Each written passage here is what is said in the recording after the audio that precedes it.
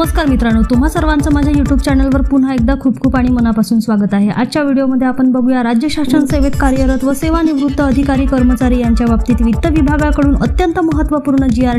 व्हिडिओला सुरुवात करण्या अगोदर तुम्हाला एक विनंती, चॅनलवर पहिल्यांदाच भेट देत असाल तर चॅनलला सबस्क्राइब करा आणि व्हिडिओला एक लाईक करायला विसरू नका। चला तर मग सुरू करूया आजच्या व्हिडिओला।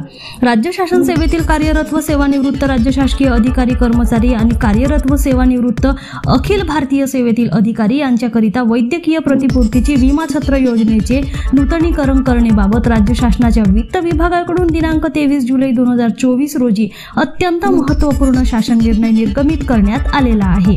कार्यरत व सेवानिवृत्त अधिकारी कर्मचारी व अखिल भारतीय सेवांमधील कार्यरत व सेवानिवृत्त अधिकारी यांच्याकरिता सुरू असलेल्या वैद्यकीय प्रतिपूर्तीच्या विमा छत्र योजनेचे दिनांक 25/7/2024 ते दिनांक 24/7/2025 या कालावधीसाठी नूतनीकरणास मान्यता देण्यात येत आहे। सदर वैद्यकीय प्रतिपूर्तीची विमा छत्र योजना कार्यरत व सेवानिवृत्त अधिकारी कर्मचारी तसेच अखिल भारतीय सेवेतील अधिकारी यांना सक्तीची राहणार नाही, तर स्वेच्छेने आवश्यक तो वार्षिक हप्ता भरून संबंधित अधिकारी कर्मचारी तसेच निवृत्ती वेतनधारक या योजनांमध्ये सहभागी होऊ शकणार आहेत। तसेच या योजनांमध्ये केवळ दिनांक 1 जुलै 2024 ते दिनांक 30 जून 2025 या कालावधीत सेवानिवृत्त झालेले होणारे अधिकारी कर्मचारी आणि अखिल भारतीय सेवेतील अधिकारी स्वच्छेने आवश्यक तो वार्षिक हप्ता भरून त्या योजनांमध्ये सहभागी होण्यास पात्र ठरणार आहेत।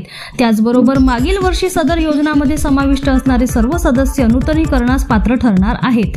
त्याचबरोबर वैद्यकीय प्रतिपूर्तीच्या विमा छत्र योजनेमध्ये सदस्य नोंदणी होण्याची प्रमाणे कमी होत असल्याने सन 2024 ते 25 मध्ये अधिकारी कर्मचाऱ्यांचा सहभाग वाढावा, याकरिता कार्यरत अधिकारी कर्मचारी यांच्याकरिता वयोगट 18 ते 38 वर्षे, 36 ते 45 वर्षे, 46 ते 58 वर्षे व सेवानिवृत्त या वयोगटानुसार विमा हप्त्यांच्या दरामध्ये बदल करण्यात येत आहेत। या योजना अंतर्गत समाविष्ट होणाऱ्या अधिकारी कर्मचारी यांना वैद्यकीय चाचणीची पूर्व अट लागू होणार नाही। त्याचबरोबर या योजनेत समावेश करतेवेळी अस्तित्वात असलेल्या आजारांनाही विमा छत्र उपलब्ध असणार आहे। सदर विमाधारकास कोणत्याही PPN रुग्णालयामध्ये उपचार घेण्याची मुभा असणार आहे। तसेच विमा कंपनीच्या PPN पॅकेजच्या दराप्रमाणे दिली जाणार आहे, तर PPN बाहेरील रुग्णालयामध्ये उपचार घेण्याचे स्वातंत्र्य विमाधारकास असणार आहेत। अशा प्रकरणी विमा कंपनीच्या प्रचलित धोरणानुसार रुग्णालयाची अर्हता तपासून कंपनी दावा पारित करेल असे नमूद करण्यात आलेले आहे। सदर निर्णयामध्ये वयोगटानुसार विमा हप्त्याची रक्कम तसेच विमा छत्र रक्कम नमूद करण्यात आलेली आहे। धन्यवाद।